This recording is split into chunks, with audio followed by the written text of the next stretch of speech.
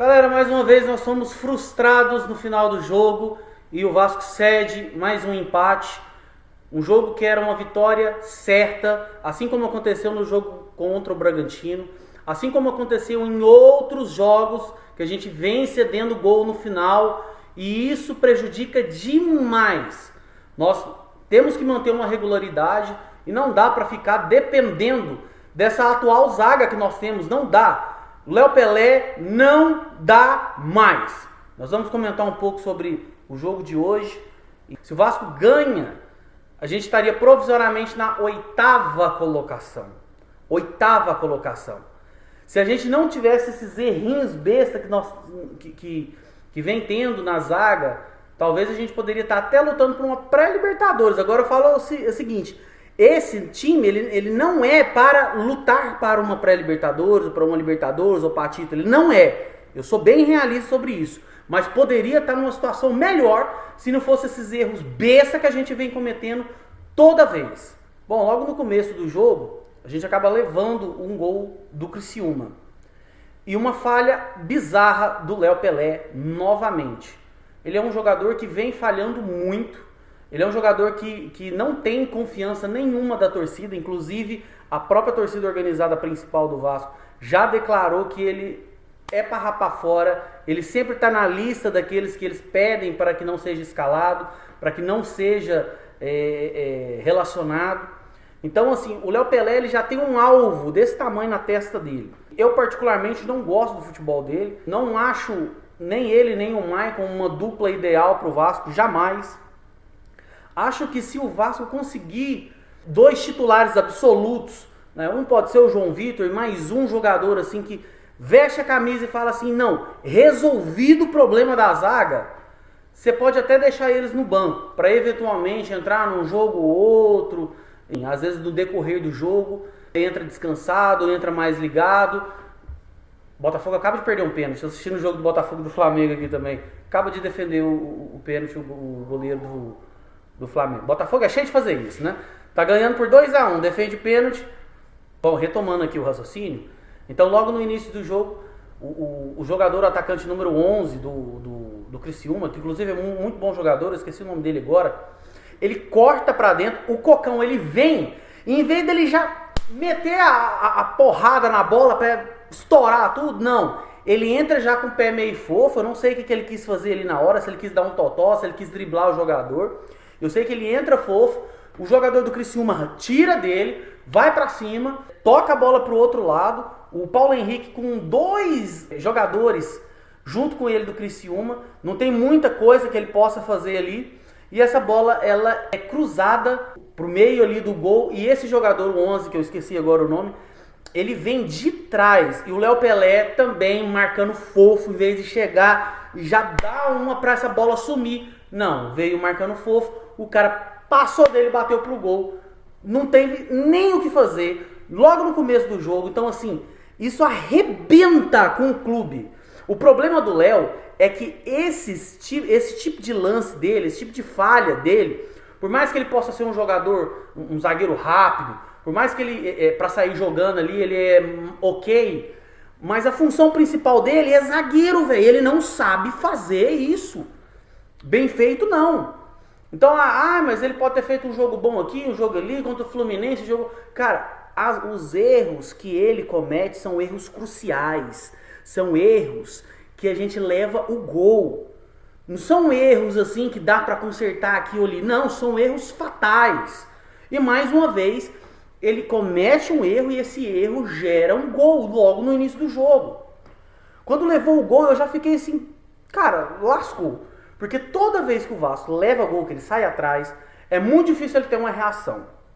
Só que, para minha surpresa, o primeiro tempo, que inclusive foi um top de primeiro tempo, assim, para quem tá assistindo, é claro que pra gente que é torcedor, a gente fica, né, abalado e tudo mais, mas o jogo entre os dois tava muito bom de assistir, porque tava lá e cá.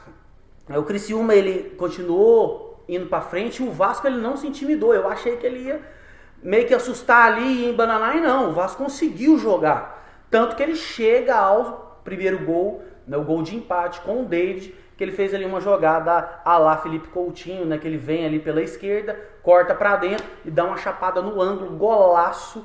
Já tinha tido uma oportunidade antes, mas ele bateu meio esquisito lá e não gerou nada, né? Mas o interessante foi isso, pelo menos no primeiro tempo, os dois times tiveram a proposta de jogar, entendeu? E é isso que a gente quer ver. Eu não quero ver um time do tamanho desse aqui, que recua, fica assustado e começa a fazer uma bananada atrás da outra. Então, quando o Vasco se propôs a continuar o jogo, a ir pra cima, a jogar, isso deu um certo alívio, porque eu realmente achei que o time ia se assustar, e não assustou.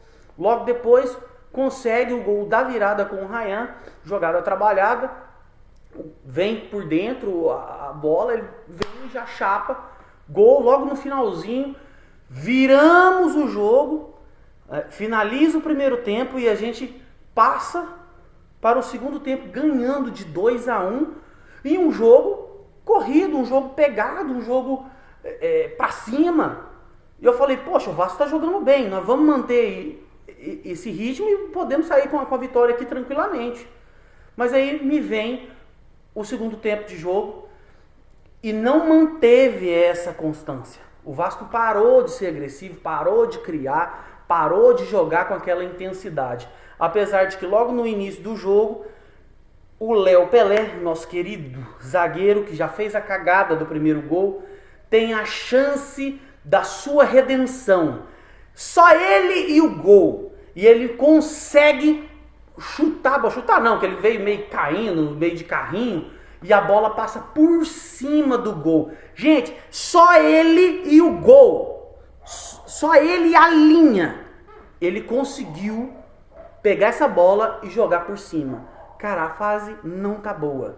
Não adianta, parece que é uma coisa assim, ele com o Vasco, parece que o negócio não foi, não dá, não tá dando, não tá indo. E uma coisa que eu queria lembrar aqui, normalmente quando o Verratti não joga, quem estava sendo o capitão era o Léo. E nesses grupos de WhatsApp que a gente tem, né, de amigos, de torcedores do Vasco, eu sempre falei, o Léo não pode, de hipótese alguma, voltar a ser capitão. Independente se ele tem influência no time ou se não tem, independente se ele tem uma liderança lá ou não, eu não sei. Eu sei que é o seguinte, ele já tem um alvo, como eu falei, na testa dele. De qualquer coisa que acontece, qualquer coisa que ele erra, o mínimo detalhe, a torcida já pega no pé. Tu ainda mete uma faixa de capitão no cara, o peso que esse rapaz carrega nas costas dele, no ombro dele, é muito grande. E ele não tem como ele continuar carregando isso. Cara, são muitas falhas. E agora ele não só errou na zaga, como ele também errou na hora de fazer um gol. Só ele ali matava o jogo. Ali acabou. Se ele faz aquele gol, acaba o jogo. Não tem reação, não tem nada que ia dar pra fazer. Mas infelizmente ele erra o gol. E a partir daí eu vejo aquilo que eu temia. O que eu achei que ia acontecer no primeiro tempo, aconteceu no segundo. O Vasco recua, toma pressão uma atrás da outra, deixa o Criciúma crescer no jogo, deixa o Criciúma gostar do jogo. E aí a gente fica ali acuado. Eu entendo que às vezes é melhor você administrar o resultado para não se expor tanto. Só que para você fazer isso, meus queridos, para você fazer uma coisa dessa, você tem que ter uma consistência muito grande. O time, mesmo que ele fique mais com a bola, ele não pode conseguir trabalhar. Tem que ter uma marcação sob pressão, tem hora, entendeu? A bola chega próxima à área, tem que já ter um abafo ali, coisa que não estava tendo. O Vasco simplesmente deu espaço para o Criciúma trabalhar, jogar do jeito que ele queria e criar uma oportunidade atrás da outra. Tanto que o Léo Jardim foi o melhor jogador do Vasco. Mesmo o jogo estando 2-1, o Léo Jardim foi o melhor jogador do Vasco, fazendo uma defesa atrás da outra. Só que justamente por ele ter se destacado, é porque a bola estava chegando toda hora na área dele. Toda hora alguém chutava. E ele fazia os seus milagres lá, as suas defesas, enfim, nós sabemos o quanto que o Léo Jardim é importante para esse elenco, para mim atualmente é um dos melhores goleiros do futebol brasileiro, né, que joga aqui, e ele se destaca mais uma vez. Só que se ele se destacou é porque a zaga, a nossa defesa, não só a zaga, estava mal armada, não estava dando certo. Se era para quebrar o jogo, para trabalhar essa bola, para baixar a temperatura ali do jogo e ficar desse jeito, não deu certo, porque o que aconteceu foi que o Vasco chamou o Criciúma. E aí, fatalmente, acontece o gol do empate, já no final do jogo, sem reação. Nesse segundo gol do empate do Criciúma, nós já estávamos com 3 zagueiros,